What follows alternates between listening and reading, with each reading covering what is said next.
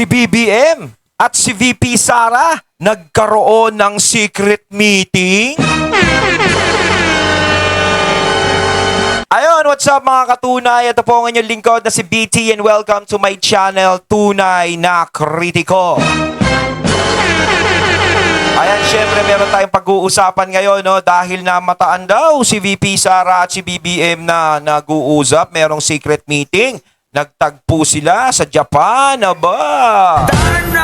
So wag na natin pagtagalin at sabay-sabay na nating panoorin ang laman ng video na ito na nakita natin kay Malacanang Watch 2024 at bigyan natin ng reaksyon. Pasok! Meron pong nag-leak na Ayun, bago natin simulan ng video ito, nais ko nga pala magbigay ng credits dito sa boses at video na matutunghayan natin ngayon at bibigyan ng reaksyon walang iba kundi si Sir Donmar TV. Syempre, huwag niyo kalimutang suportahan ang channel ni Sir Donmar TV mga katunay. Pakibisita po yan at huwag niyo kalimutang mag-subscribe at mag-follow para maging updated po kayo sa mga vlogs, reactions at sa mga balita na hinahatid sa atin ni Sir Donmar TV. Ipagpatuloy natin. information na ito raw si Vice President Inday Sara Duterte at itong si Presidente Bongbong Marcos meron raw naganap na secret meeting sa Japan. Yan po ang alamin natin dito sa vlog. Kasi po, meron pong nag-leak na impormasyon na ito sa Malacanang mismo. Okay? Alamin natin kung gaano ito katotoo at ano ang pinagmitingan ni VP Sara at ni PBBM. At di umano, ipinalabas pa nila na si Bongbong Marcos raw ay parang sumuko raw. Dahil hindi na niya tanggap na si VP Sara ay masyado nang minahal ng taong bayan at siya bagsak lang ng bagsak ang kanyang rating. So, ito ang pinakatanong dito, bakit kumakalat itong balita ngayon at issue nag-leak di umano galing sa Malacanang? May mga tauhan dyan na nag-leak dito sa informasyon na ito. Gaano ba ito katotoo na si Vice President Inday Sara Duterte at si Bongbong Marcos nagkita raw sa Japan. Ayun. Nag-meeting. Tinatawag nila itong secret meeting. Bati na ba? Bati na ba sila? Bati na ba? At mantakin nyo ang trending na balita na ito ay si VP Sara pa raw ang humingi nitong meeting na ito. Si VP Sara raw ang may gustong makipag-usap kay BBM Ganun? para sa meeting na ito. Gaano ba ito katotoo? Itong Parang pinapalabas si VP Sara ang sumusuko dito. Parang ganun ba yun? balita na ito. Totoo ba yan? Okay? VP Ako, Sara? Personally, meron akong video ipapakita sa inyo mamaya. Kasi si Claire Castro, nagsalita na po siya patungkol dito. Okay? Nagsalita na po siya patungkol dito. At, pero sabi nila, dinideny lang yan ni Claire Castro. Dinideny raw ni Claire Castro kasi raw di umano, meron raw instruction itong si Claire Castro na wag mo nang sabihin ito sa publiko na nagbi-meeting itong si BBM at si Vice President Sara Duterte sa Japan. Sa Japan pa talaga. At ako po'y nalilito. Kasi una, ang Malacanang, nagpalabas po sila ng statement patungkol dito na may travel authority na inapprove na si VP Sara ay talagang pupunta sa Japan. Last week yan nangyari last week yan nangyari. Pero biglang nagbago ang sinabi sa official statement sa kampo ni VP Sara na hindi na raw matuloy si VP Sara sa Japan. So ang tanong ngayon, sino ang nagsisinungaling? Kasi sabi nila, nagkita na raw sa Japan. Okay, ako I will give my opinion. Kasi ang palabas nila ngayon, si VP Sara pa ang may gustong makipag-usap kay BBM. Para sa akin, malaking disgrasya at mali yun. Hindi Para sa akin kasi hindi ako maniniwala na si VP Sara ang lalapit. Hindi ako maniniwala. 'Di ba? Alam naman natin na talagang si VP Sara, kung tutusin, parang sukdulan ng galangin talaga. Kaya parang napakalabo eh. 'Di ba? Alam naman natin ang mga Duterte talagang sa paninindigan, sa paniniwala talaga nila, hindi nila mababali 'yun eh. Kaya nga 'yun ang pinaka-ano nila, yung pinakahinangaan sa kanila. Eh. Tapos si VP Sara biglang gaganon. Biglang makikipag-usap, biglang makikipag-areglo. Naku pagkatapos ng ginawa sa kanila. Parang ano lang 'yan eh. Yung sa Dilawan tsaka kay BBM pagkatapos ng ginawa sa mga Marcos biglang bati-bati na, di ba? Hindi po yun magagawa ni BP Sara. Okay, hindi po yun magagawa ni BP Sara na si BP Sara pa talaga ang magsusulat ng letter sa opisina ng Presidenteng Bongbong Marcos para Nagsulat pa ng letter no para sinabi nila nagpakaawa pa si BP Sara. Bongbong, mag-usap tayo. Ano naman kaya ang pag-uusapan nila kung ganun ang sasabihin ni BP Sara? Alam naman natin itong si BP Sara, once ikaw ay parang nadi-discourage na siya sa pag-uugali nitong si BBM, sira ka na sa aking pananaw, hindi kita kailangan kausapin, hindi talaga yan. Once magagalit yan. Oh. And at the same time, heto pa, hindi kaya sa sikmura ni VP Sara makipagkita sa isang bangag. Hindi, tsaka kung gagawin ni VP Sara yon para sinira niya yung kredibilidad niya noon. Parang inamin niya lahat yung mga ibinibintang sa kanya kasi parang kung tutusin makikipag-areglo siya sa kanya manggagaling yung pakikipag-areglo. Parang inamin niya na totoo yung mga ibinibintang sa kanya. Na parang yung pagkikita nila, pag-uusap nila para sa aregluhan, para maging maayos na, para mawala na yung di ba? Ganun yun. Sa tingin nyo ba, ganun si Sara Duterte? Tingin ko, hindi. Tama si Sir Don Mar, hindi rin ako naniniwala. Di ba? Talagang yan nga inilalaban ni BP Sara na talagang yung inosente ako sa lahat ng mga binibintang nyo sa akin. At pinapatunayan naman ngayon yan. Tapos ganun, biglang si BP Sara titiklop. Kaya nga sinabi ni BP Sara, wala siyang pakialam kung mai-impeach siya. Tapos biglang titiklop siya. Hindi niya magagawa yun, tingin ko lang. Kasi kung magagawa ni BP Sara yun, ang dami talagang madidismaya. Sa totoo lang, marami talagang madidismaya. Kasi syempre, ang daming nakikipaglaban para sa mga Duterte kay VP Sara, tapos biglang siya mismo susuko. 'Di ba? Syempre, mahihinaan na yung mga taong hihina na yung mga taong nakikipaglaban para sa kanya. Yung mga taong naniniwala para sa kanya. Ganun yun. Sa akin lang yan That's my opinion. Kasi sabi nila, dinideny ngayon ni Auntie Claire kasi wala pang instruction na dapat ilabas sa publiko na nagkausap na si BBM at si BP Sara. Bongbong Marcos. Si Bongbong. BP Sara at si BBM. Okay? So, ito, panoorin natin ito ito yung pautot ng Malacanang ngayon. Kasi tinanong siya dito na gaano yung katotoo? Ito, i-play natin, play. Yusek, over the weekend, may mga umikot pong social media posts saying that VP Sara was supposedly asking for a private meeting with the president. What can you tell us? Imagine that one, Yan ang ipinakalat ng mainstream media. Na si VP Sara po ang gustong makipag-private meeting. Sa Japan pa talaga, About this. Wala po tayo makukumpirma patungkol po dyan dahil wala naman din pong ibinababa sa atin na anumang impormasyon kung meron ngang ganyang kaganapan. So sa ngayon ay wala tayong makukumpirma. Pero wala rin po kayong dinedeny by saying that. So should such a request be made, is the president inclined to grant that request? Hypothetical question. Kasi ang sabi nila ngayon, si BBM raw doon sa Japan, parang sumuko na. Parang ayaw nang makipaglaban ni BBM dito kay VP Sara. At dahil ginagawa raw yan ni BBM para peace na, kasi para raw magka-okay ang mga taong bayan, hindi na mag-away-away ang taong bayan kasi yan raw ang kailangan ngayon ng bansang Pilipinas, magka-unite ulit si VP Sara at si BBM. Nagpatawa ba kayo? Hindi yan gagawin ni VP Sara? Okay? Hindi po kailangan ni VP Sara para kasi ang pautot nila si VP Sara raw ang humingi ng meeting. So, tinitake advantage raw ni BBM. Okay? Ito yung pautot nila, tinitake advantage raw ni BBM na Okay, makipag-meeting man itong si VP Sara, makipagkaibigan na lang ako. Ganon raw.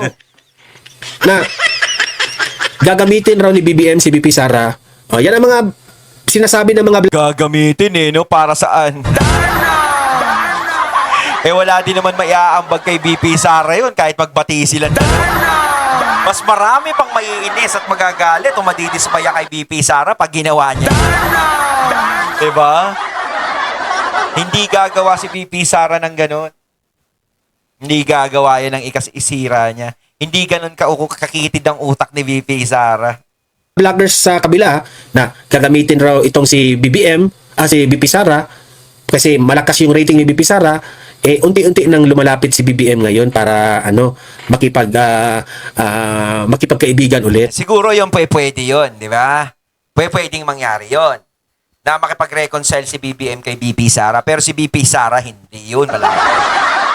Lalong-lalo na allergic kay anti-Claire si BP. And sabi ng kabilang vlogger, this is a good thing kasi magka-unite ulit ang mga taong bayan. Bahala na kung nag-away-away sila noon. Meron naman mga gabang... Parang wala lang no? Kay BP Sara. Hindi, okay lang kasi yung nag-away-away. Pero kung tutuusin, ang hirap naman sigurong tanggapin pagkatapos ng ginawa kay Tatay Digong, ganun-ganun na lang yun. Pagkatapos ng ginawa sa kanila, lahat ng paninira na ginawa sa kanila, yung kredibilidad nila, binagsak talaga. Binagsak yung mga kredibilidad ng Duterte. Diba? Halos sinira sila sa lahat. Pinagtulong-tulungan talaga sila. Sabay gaganon. Bati na tayo Kalimutan na natin lahat dyan. Okay lang kasi simpleng awayan lang. Kung nagkasagutan na sila, nag-aaway sila. Umalis si BP Sara. Nagalit si BBM, nagalit si BBM. Okay lang yun Pwede pa nilang pag-usapan, pero ang laki na ng sugat Malaki na yung sugat na nangyari. Diba? Ang dami nang nadamay diyan sa bangayan na yan. Tapos biglang magkakaganon. Naku. Sara Lustay. In the first place, ang mga DDS rin, hindi yan maniniwala sa ganitong bagay na ito na magkita pa talaga sila. Doon pa talaga sa Japan. Bakit sa Japan? Di ba? Sino kayo Para secret daw. nagpakalak nito?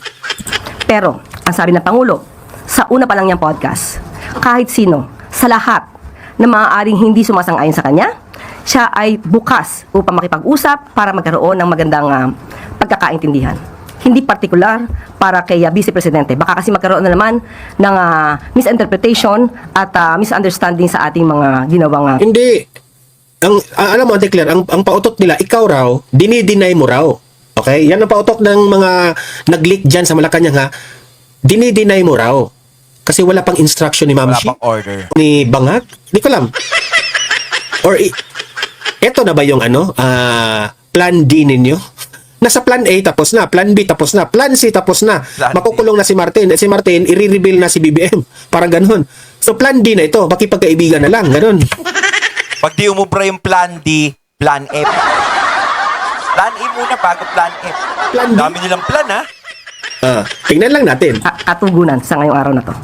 But that was then. Since then and now, things have been said and done. So is that to say that the president remains open to reconciling or working with the vice president? Sa lahat ng kababayan natin. Sa lahat ng...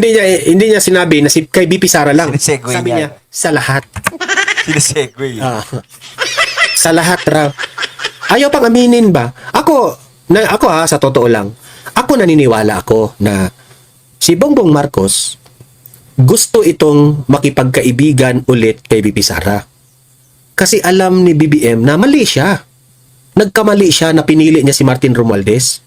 Pero Oo. wala na, it's too late. Yun. Okay? Doon ako talaga na-dismaya kay BBM Mas pinili niya si Romualdez kaysa sa mga Duterte. Diba? Kung tutusin, mas malaki talaga nagawa ng mga Duterte sa kanya Tapos ganyan, mas pinili niya si Tambi. Yan. Saan siya nilagay ni Tambi ngayon? Sa kahihiyan. Ayaw na ni VP Sara sa kanya. It's too late already. Siguro, sa ngayon, tinitake advantage niya itong issue na ito, gusto niyang makisuyo ulit kay VP Sara. Pero ako, sa sarili kong paniwala, 100%, sure na ko niyan, kung meron mang pag-usapan si BBM at si BP Sara makipag-usap siguro yan professionally. Pero kung sasabihin ninyo na makipag-ayos, kaibigan ulit, thank you. Ayaw na ni BP Sara. Ayaw na ni BP Sara niyan. Okay? Patuloy. Tao ay open ang Pangulo. Open raw si BBM. Yan siguro ang ibinigay na instruction ni BBM sa kanya na sabihin mo lang open ako sa lahat, hindi lang kay BP Sara. Taas naman ang pride ninyo. Aminin nyo na kailangan nyo si BP Sara kasi kahit sa ang anggulo, Luzon, Visayas at Mindanao isinusuka na si BBM at gusto na naman ninyong gamitin si BP Sara. Na naman, Bo. for the second time around no? Di ba? Eto pa ha. Having said that, continuation dito, pinag-usapan rin dito sa kasi nag-leak ito sa Politico Talks, pinag-usapan ito. Okay? Sa Japan. Nag-meeting talaga sa Japan raw talaga. Niwala naman itong bakla na ito. Nag-meeting raw sa Japan si BBM at si BP Sara. Ay nako, ito, panoorin ninyo. Pakinggan natin ha. Dito, kahit one-on-one po tayo. Ang tawag doon, Ayun. ang tawag ba doon, double heresy?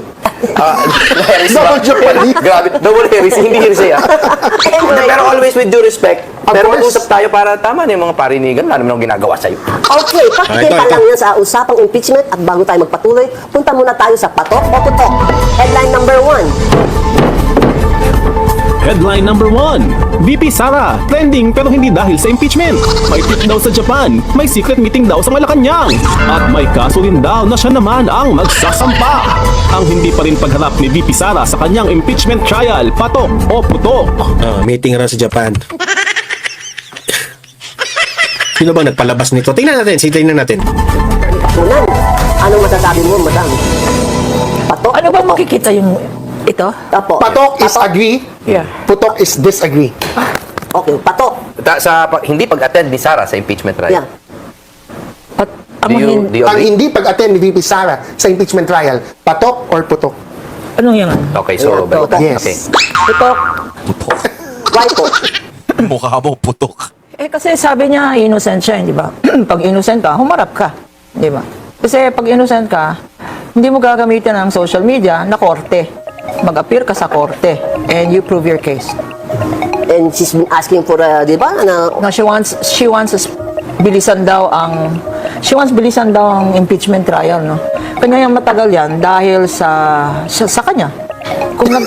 Kung nag-appear siya, di mas mabilis. You think? Hindi ba Because lalong mahaba? Personally, I think there's a lot of dribbling on the part of the defense counsels, no. Ito namang si Kapunan, ang lakas ng loob, no? Na sabihin niya na si BP Sara magpakita ka doon sa impeachment kasi para mapabilis ang impeachment trial. Para naman yung mga kasalanan raw ni BP Sara at least doon mapaliwanag ni BP Sara. Ako, sabi ko dito, bakit naman? Parang umaasa naman sila na mayroong kasalanang sasabihin si BP Sara sa kanila. Parang, lumabas ka dito sa korte namin. Para mangumpisal ka, parang gano'n. Kayo yung nag-aakusa kay BP Sara. Diba? At alam ko naman na itong impeachment na ito, Malacanang pa rin ang may utos nito. Kaya, mantakin nyo ha, sinampahan ng impeachment complaint si Bongbong Marcos. Sinampahan ng impeachment complaint si VP Sara. Oo. Si Yung Bongbong, kay BBM, hindi umusad. hindi umusad yun Yung eh. kay BP Sara, Kay BP Sara umusad. Kaya na merong impeachment ngayon. At heto, itong analysis ko, ito ha. Si BBM ngayon, takot na. Alam niyo ba kung bakit takot siya? Kasi yung sinabi ko kahapon sa vlog ko na ang mga world leaders, Amerika, Japan, Singapore, Russia, galit na sa nangyari dyan sa ICC.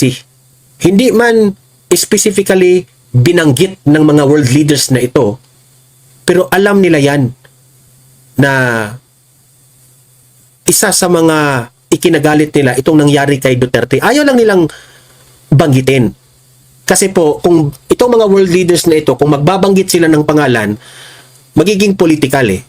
Ibig sabihin, ayaw nilang mangingialam. Ganyan talaga ang mga world leaders sa ibang bansa ha. Ayaw nilang mangingialam sa away politika ng ibang bansa. Okay? Kahit nga si Tatay Digong, di ba? Kinunan siya ng opinion dati. Nag-away ang China at Amerika. Sabi niya, wala akong papanigan. Nag-away ang Russia at yung Amerika. Sabi niya, wala akong papanigan. Hindi ako makikialam niyan. Ganyan ang mga matitinong leader, hindi nangingialam. Kaya ito mga world leaders ngayon, hindi rin sila nangingialam sa away ni BBM at ni Duterte. Ngayon, kahit hindi sila nangingialam, hindi nila nagugustuhan ang nangyari kay Tatay Digong dyan sa loob ng Dami ICC. naman sa ibang bansa, dami nagsasabi. Hindi nila ginusto yan. Especially ngayon na ang ICC has a lot of issue. Gusto na nga buwagin ito ng mga countries na mga tumiwalag sa ICC. Sa Amerika, ang Amerika ngayon ang nangunguna na lahat ng nagpamiyembro nitong ICC na ito, labas na kayo dyan, tumiwalag na kayo dyan. At yan po'y kahihiyan ni BBM. At si BBM po'y natatakot ngayon. Dahil natatakot si BBM ngayon na ang mga world leaders hindi na nagugustuhan ang ginawa ni BBM, ang nangyari, heto ngayon, ang move. Kaya pala, ikaw, tinitake advantage mo na ngayon na gusto mong makipagkaibigan ngayon ni BP Sara. Sumuko raw itong si BBM, pero hindi inalam bakit sumuko siya. So ito, inanalyze ko na rin. Gumagawa na ng ceasefire. Gusto mong makipagkaibigan ngayon kasi alam mo, malalagot ka ngayon sa mga world leaders. Ceasefire na, ceasefire. Sabi ko sa iyo, BBM, good luck sa iyo. Magiging totoo talaga yung sinabi ni Tatay Digong na there will be a time and a day for reckoning. Hintayin talaga natin yan. Ayun, at ating natunghayan ng video na nagmula kay Malacanang Watch 2024 at syempre natunghayan natin ang boses at video na yon na binigyan natin ng reaksyon na nagmula kay Sir Donmar TV. Kayo mga katunay, anong masasabi nyo tungkol dito? Totoo ba talaga? Naniniwala ba kayo na nagkita at nag-usap talaga si BBM at BP Sara? At nakipag-areglo si BP Sara kay BBM na sinasabi nila? Comment lang po kayo sa comment box. So once again, I'm BT and I'm out. Peace.